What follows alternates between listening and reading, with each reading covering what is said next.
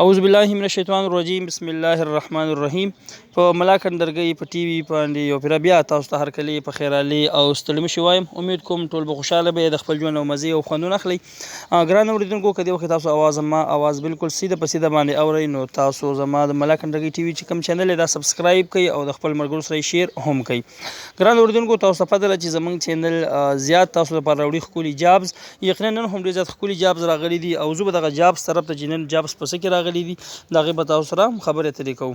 ګران اوریدونکو که تاسو ته پته وي نو زموږ جابز راغلي دي په کرنل شیرخان کیډټ کالج صوابۍ کې او دا هم دغه شان ټیچرز غواړي. هغې نه مخکې تاسو په سکرین باندې به وینئ زموږ چې کوم اولنی سیریل نمبر دی لیکچرر انګلیش او لیکچرر اردو، دغه رنګ د کیمستري ټیچر غواړي، دغه شان د فزیکس غواړي، بایولوژي غواړي، د میتھس غواړي، د فاک سټډي غواړي او دغه سره سره د اسلامیات غواړي.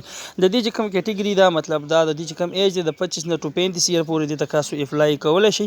کوالیفیکیشن کې د ایم ای ایم ای سی دغه رنګ فرست ډیویژن غواړي او بی ایډ ایم ایډ سره ډیر زیات لازمي دی. دغه سره سره که تاسو خیال وکړئ لیکچرر کمپیوټر هم غواړي، کوم د چې موږ آی ټي وایو دغه هم 17 سکیل دی د 25 نه 35 پورې دا کسان د اپلای کولی شي چا چې ماسټر کړی دی او بیا که چا سره سی ان ای یا ام سی اس سی دا سافټویر ډیپلوما دا سره ډیپلوماګانې یا سرټیفیکیټ ورسره وي هغوی ته به زیاته ترجیح ورکوي. دغه رنګ که تاسو خیال وکړئ بورسرز دی او دا هم 17 سکیل دی د 30 نه 45 ایئر پورې دا به تاسو د اپلای کولی شي چا چې بي کام کړی، چا چې ام بي ای کړی ده. دغه رنګ که تاسو خیال وکړئ میل او فیمیل هم غواړي څه شی دی دا فزیولوژیست ده او دغه سره سره چې کوم دی ډریل اینډ پی ټي انسټرکټر دی دا هم د 25 نه والا د 35 ایئر پورې غواړي او دا چې کوم ریټایر کسان دي د آرمي نه هغوی ته زیاته ترجیح ورکوي. دا نه که تاسو خیال وکړئ لیب اسسټنټ چې کوم دی د فزیکس بایولوژي اینډ کیمستري د هغوی هم 100 سکیل دی د 25 نه والا 35 ایئر پورې دغه ایجوکیشن ایج غواړي او چا چې انټرمیډیټ کړی وي نو هغه دې ته اپلای کولی شي.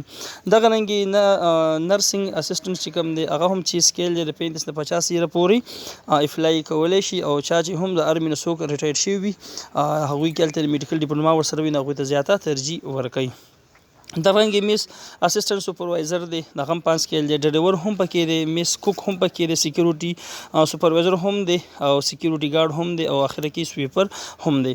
دې ته تاسو اپلای څنګه کوئ د هغې دپاره هم که تاسو خیال وکړئ دلته دې ځای کې ورکړي دي تاسو به خپل ستاسو کوم فکچر دی، ستاسو سینه ده، ستاسو ډاکومنټس دي، ستاسو ډومیسایل دی، ایوریثینګ ستاسو څه هم چې دي ستاسو ایکسپیرینس دی دغه ټول نه به یو فایل تاسو جوړ کړئ او دغه فایل یعنې تاسو د هغې سره به سی وي ټچ کړئ او دا به تاسو ولېږئ چاته به ولېږئ بالکل په دې ایمیل باندې به ولېږئ د کوم ایمیل چې تاسو مخامخ کړي KSKCCS@gmail.com په دې باندې به تاسو ولېږئ او تاسو دغې ته نیغ په نیغه باندې اپلای کولی شئ. خپل کشر ورور RJ سایدلي عثمان خیل ته به اجازت ورکوئ.